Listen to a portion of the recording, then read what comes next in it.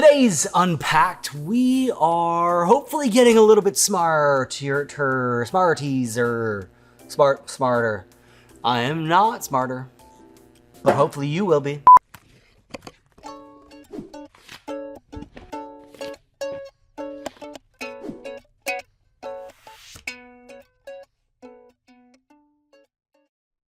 So we've talked about this before on this channel, and that's that a lot of brands have made some really big commitments to sustainability.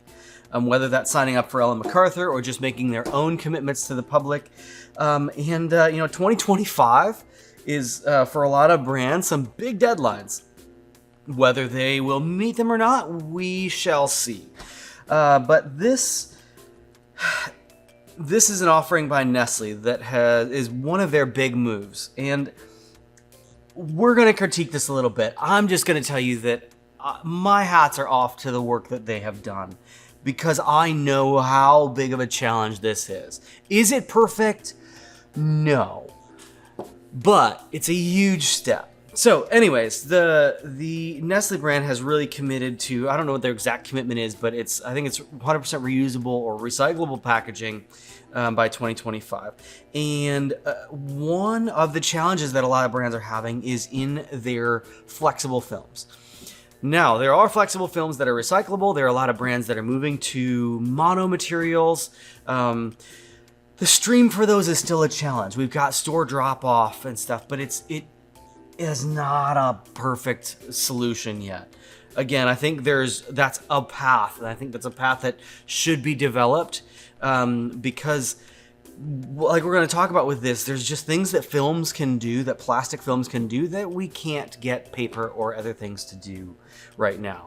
And candy, like chocolate candies, especially coated candies, like those fall into this interesting space where they require some barrier properties, they require some things for freshness, but maybe they're not super extreme, right? Not super sensitive to moisture, not super sensitive to oxygen, but they do matter.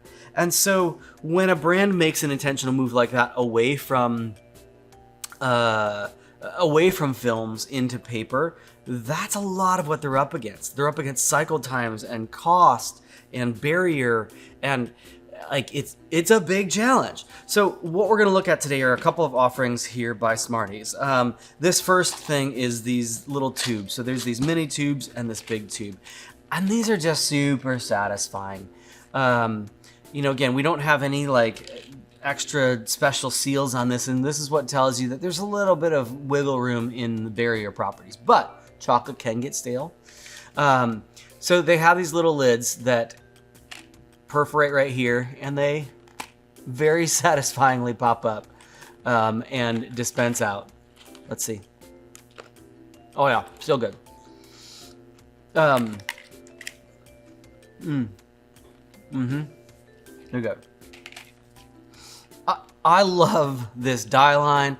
I love this design, this idea, how they've bundled these things, because it just uses like a little hang up here and this little tab to create something that provides enough resistance to just pop up. Super playful and satisfying. I could mess with this at my desk for a while. Anyways, I love what they've done. And then on top of that, they've really gone into here and talked about the smart initiatives. So what they're doing with paper, they're really trying to push recycling. It says right here on the top, I'm paper, recycle me. They've got this little superhero that's recycling. So they've not just done it, but they've leaned into it, and they're trying to message to consumers and really get consumers to also embrace that move. Them making that move to paper is a difficult move. They don't want it to just be wasted by consumers throwing it in the trash. So fast forward, which by the way, this is a new format. They bought new equipment for this. Still not inexpensive. Not inexpensive packaging, not inexpensive to go out and buy all that equipment. Moving into something like this, where they have moved from a film bag into a paper bag, this is where things are much more challenging because the cost of this, the speed that these lines move at, the thresholds that they have for sealing temperatures and things like that, This was done on their existing equipment. Now, there was, I'm sure, different adjustments made, whether seal bars, etc., but they really tried to get papers to work on a line that's used to running plastic, and brands have struggled with this. So to see them do it is like hats off. Now, is it perfect?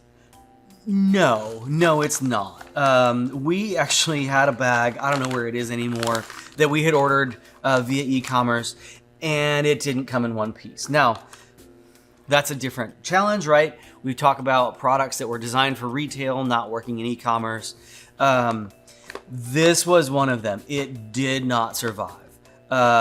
Paper is going to be more fragile, right? It's going to have different challenges that the poly bag didn't have. And so, you know, things like the color saturation, they're gonna wrestle with getting that kind of brightness and the sheen and this premiumness. You're gonna have wrinkles in the pack. Like, it's just imperfect. But I think we need to be okay with that as consumers. And I think brands are learning how to be okay with that and how to balance that tension. Anyways, I just wanted to highlight it because I love what they're doing. You know, I'm not saying that paper is always the right move. There are times where films and plastics are absolutely the right move, and we need to figure out where plastics belong and how to talk about that. But for a brand who's made a commitment and is trying to stick by that commitment and has like just gone to these lengths to make these changes, you know, we applaud a brand that does that. So great job to the Nestle team. Well done. We're excited to see how other brands navigate this challenge of 100% recyclable, 100%, you know, curbside, reusable, compost, whatever it is, the commitment that they've made. I think I'm really interested to watch over these next year or two to see how brands live up to that commitment. So, if you've got this packaging, if you've seen something in this candy space that is really interesting, let us know in the comments below. And thanks for watching Unpacked. I hope you're a little bit Smarties-er.